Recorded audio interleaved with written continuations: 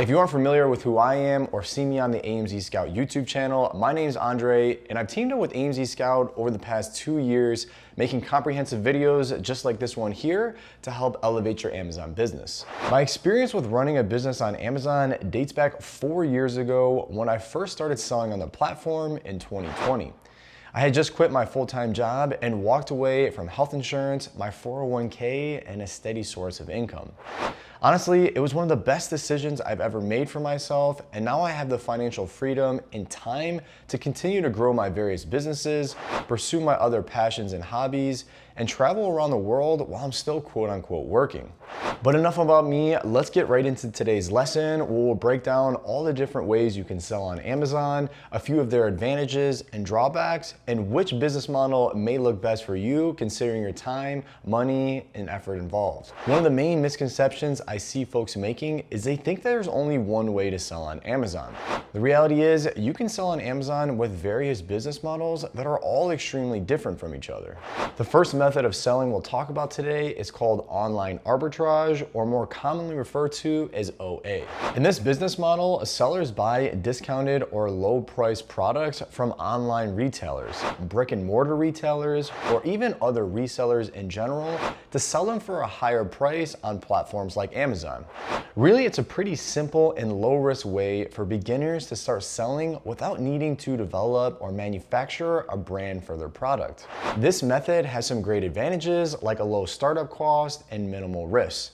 Basically, you're not on the hook for hundreds of units at a time. If you want, you could order 10 units or even 1 unit. Once you see how the product is selling, you can scale your inventory from the profits you're making. Of course, one of the large benefits from this business model is that it can all be done entirely in a remote fashion, so no need to commute back and forth like you would for a normal job. This business model is great for beginners who have a low investment and really want that flexible schedule so they can determine how much work they're going to be putting into the business. Talking about our next business model, it's actually called dropshipping. Dropshipping works in a unique way where sellers list products online without holding any inventory. Then when a shopping customer makes a purchase, the seller buys the product from a supplier who directly ship the item to the customer. For this business model, you're acting as a middleman between the transaction and you actually never have to touch or hold any inventory.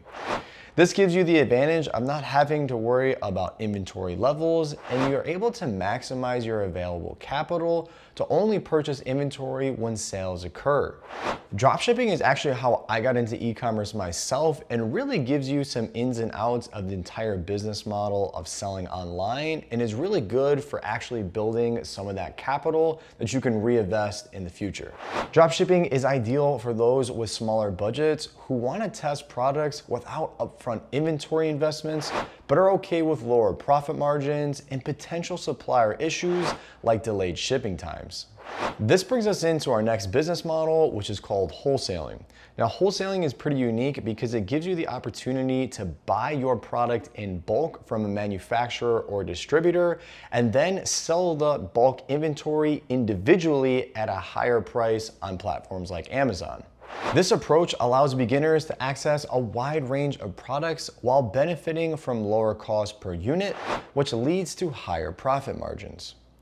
The advantages of wholesaling are more control over product quality and supply, a scalable model for long-term growth, and most importantly, higher profit margins that we're really all looking for. Wholesaling is best suited for sellers with more capital who are ready to invest in bulk purchasing and want to build a stable, scalable business. Today's lesson really is intended to summarize each one of these different business models so you can see what it may look like in regards to your time, energy, and capital needed.